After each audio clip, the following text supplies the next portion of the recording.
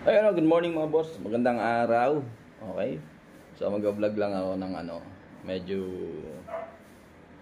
konting diin.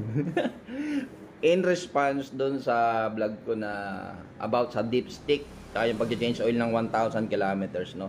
Medyo kasi, medyo marami-rami yung hindi pa talaga naiintindihan yung konsepto. Tapos ewan ko, hindi ko alam kung nananatili ba kayong bobo o hindi ko kayo maintindihan.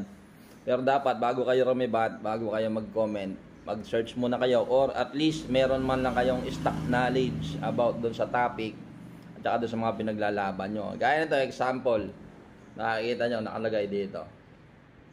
Yan, titingnan nyo, ilalagay ko na lang dito Nakalagay dito, dapat ikaw na lang nag-engineer ng mga motor. Mas may alam ka pa, basic lang pala sa'yo.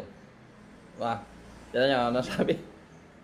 Bakit yung ganyang mindset hindi natin maalis, Lagi na lang pagka yung hindi natin maintindihan o hindi nyo maintindihan yung isang bagay at merong nag-explain at nagbigay ng tip na possible, ganito, makatulong sa inyo.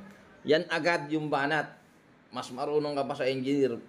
Masyado kang bilib sa engineer, Okay, so, kung bilib ka sa engineer, yung mga sinasabi ko na yun is base sa engineer. Papatunayan ko kung bakit, Yung mga yan, basic knowledge na dapat na alam natin, no? Sige. Ito, example, bakit? Yun daw, unahin natin yan. Tapos, sige. Pinag-uusapan natin about the dipstick at kung para saan yung dipstick. Ito, tingnan nyo kung ano yung nakasulat. Si Google na lang sabi, yung stock knowledge ko nasa Google. Tingnan nyo, isa yung sinasabi namin, yan. Ano sabi ni Google? Medyo English to. Baka maya, may problema na naman kayo, Okay. The primary role of the engine oil dipstick is to measure the oil level in the engine and assess its condition. It's simple yet crucial tool for maintaining proper lubrication, which is vital for its health and longevity. Okay? By checking the dipstick, you can determine if the oil level is within the recommended range and if the oil needs to be changed or top up. Sa Tagalog, ano sa Tagalog? Ang gamit ng dipstick, pansukat ng oil level. Tagalog, at ma-assess o malaman mo, ma-check mo kung good pa yung condition niya. Ay, Google namin sabi. Di ba? Yung Google, nagbabase yan sa facts na galing sa mga manufacturer. Okay? Hindi maglalabas si Google ng ganyan, ng sabi-sabi lang ni Google. May pinanggagalingan yan. Hindi maglalagay ng facts si Google ng hindi totoo. Okay? Basahin nyo. Andun. Check nyo. Lagay nyo dyan, dipstick, roll in engine. Makikita nyo kung ano ibig sabihin. Okay? So, tama. Diba? Tama yung sinasabi ko. Okay. So, yun pa lang, hindi nyo naman maintindihan yun. May mga may mga explanation pa dyan. Basahin nyo. Ngayon, kung hindi nyo kaiintindihan yung English, translate nyo. May Google Translate, may Tagalog. Makikita nyo din yan. Okay? So, ano ribat niya? Ano sabi pa niya? Eto sabi niya. Okay, tingnan nyo. Ayan, nakalagay dyan. Hindi mo pwedeng sabihin na, anong gulo mo? Hindi mo pwedeng sabihin na pwede o hindi na pwede ang langis. Na ang gamit lang ang paghawak sa langis o tingin-tingin lang. Ikaw, may sabi niyan. Tawa ka ba, Bakit pa nila pinag-aralan yan? Pwede naman pala sa paghimay lang at tingin sa langis. Kung okay na o hindi pa. Gets mo ba? Di ba? Doon pa lang, kitang-kita, wala kang alam. Di ba? Ngayon, sabi ko, sino may sabi na hindi pwedeng check sa texture ng langis? Sige, anong pwedeng basyan? Okay, tingnan natin. Ano sabi ni Google? Di ba? Ang sabi ni Google, saan ba isa? Ito, nakasulat, Nakalagay, nasusulat, basa. Okay. To check engine oil quality. First, locate the engine oil dipstick. Alinaw, dipstick na naman. Dipstick na naman yung sinasabi niya, Pull it out. Hugutin mo. Tatagalogin na natin English-Tagalog para hindi ka mahirapan. Wipe it clean. Punasan mo. Ganyan sinabi ko, di ba? And reinsert it before pulling it out again. Ipasok mo uli. Tapos hugutin mo uli para makita mo yung langis, Observe the color. Observe, Walang sinabing gumamit ka ng machine. Walang sinabi. Observe the color. consistency. O, yung sinasabi ko, yung texture, yung consistency niya, ano? Sa Tagalog yun yung lapot, o yung kanyang, yun nga, yung lapot niya, yung viscosity niya. O, yun ang sabi dito, nakasulat eh, malinaw na malinaw.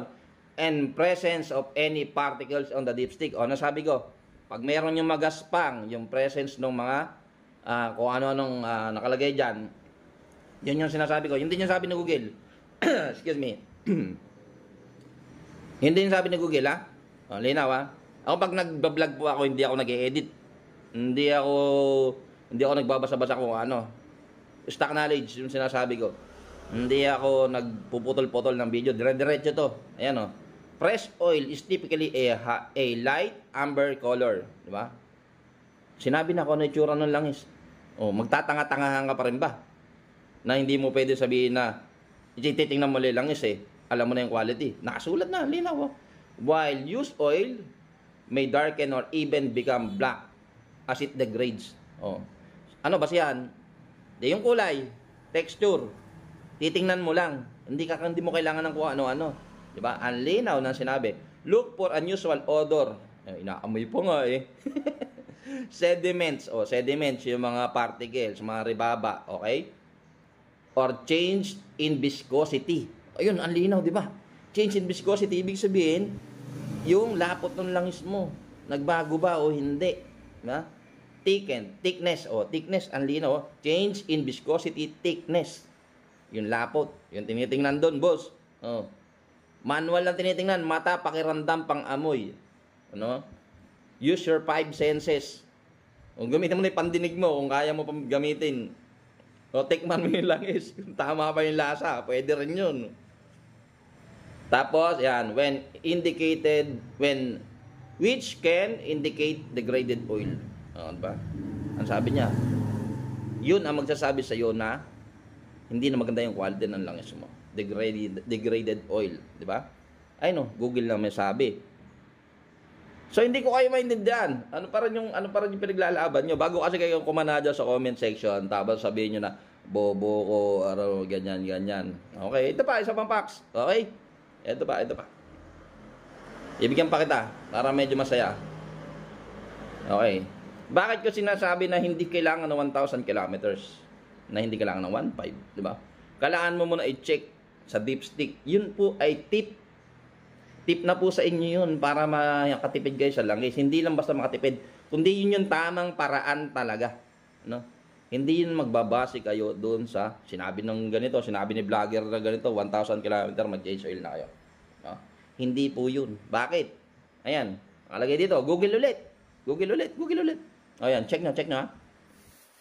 Motorcycle engine oil should generally be changed every 5,000 miles or once a year. Alinaw, di ba? Ano yung 5,000 miles? So, problema ka na naman, boss. Walang miles dito sa amin. Kilometers per hour gamit natin. Kilometers to, hindi to miles. Okay, yung 5,000 miles is equivalent to 8,000 kilometers. Okay, boss, para hindi ka mahirapan. No? Sasabihin ko na sa'yo, 8,000 kilometers po yun. Kaya po kung mapapansin nyo, yung G-Racing, ang sinasabi nila is good for 8,000 kilometers na tinakbo. Yung langis. Pero, ito yung catch, mga boss. Ano? Regardless of how much you ride, no? Yun sabi. However, ito yung catch. However, the frequency can vary depending on the type of oil used and how you ride your bike. Yun yung sinasabi ko, di ba? Mag-change, kaya kailangan mo mag-check sa dipstick kasi nga hindi tayo pare-parehas ng riding habit, hindi tayo pare-parehas ng langis na ginagamit, hindi tayo pare-parehas ng number of hours or kilometers na ginagamit yung motor. So, kailangan mo mag-check. So, anong gagawin mo? Magbabase ka sa manual? Sa manual, yun din nakalagay, ganito rin. No? Kung ilang kilometers, ang tagal din. Okay? So, doon ka magbabase. Hindi yung kung ano-anong nalalaman nung sinabi lang ni vlogger 1,000 kilometers pag-change oil ka. Bakit? Ba't mag-change oil? Kung ang ganda pa nun lang, ba't mo i-change oil? Di ba? Nakalagay naman dito. If you ride your bike every day for long distances, you may need to change more frequently. Diba? Diba? Yun sinasabi. Merong nakalagay sa manual, ganito gagawin mo kung gaano katagal aabutin ang langis mo, pero may catch lagi. Merong however, subalit datapwat. Ngunit, dumedepende pa rin po yan dun sa paggamit nyo. Okay? So, hindi mo pwedeng sabihin na, 1,000 kilometer mag-change oil na ako. Diba? Sayang yung langis. Unless, boss, na marami kang pambili. Diba? Unless na hindi ka nanghihinayang sa pera. Unless na okay lang sa'yo na magtapon ng pera. Ngayon, yung sinasabi ko doon sa video ko is for parang tip. Actually, hindi siya tip talaga. Which is, yun talaga yung dapat na ginagawa natin. No? Ngayon, kung hindi ka parang natauhan, bahala ka sa buhay mo. Diba? Tinuturuan na kayo ng tama. Puro pa kayo engineer. Ba't hindi ba nagkakamali yung engineer nyo? Diyos ko. Bakit may mga sasakyan na pinupull out? Di ba? Bakit may mga sasakyan na nire-recall ng mga manufacturer? Kasi may mali. Di ba? May mali. Bakit may mga sasakyan nagkakaaberya? Kasi may mali. Hindi po lahat bumabase kayo sa engineer. Okay? Yung engineer po nagkakamali. Okay? Yung designer nagkakamali. Ngayon, sino nakakapansin ng mali? Yung mga gumagawa ng motor. Yung mga mekaniko, yung mga nasa repair services, sila yung nakakapansin ng mali. Ngayon, kami, na naggagawa, binibigay lang namin sa inyo yung nakikita namin. Okay? Sinashare namin sa inyo. It's up to you kung gusto nyong i-take or hindi. So, okay? Umabot ka sa video na to. Kung umabot ka sa part ng video na to, ibig sabihin pinanood mo ng diretso, siguro naintindihan mo. Kung hindi mo naintindihan, bobo ka.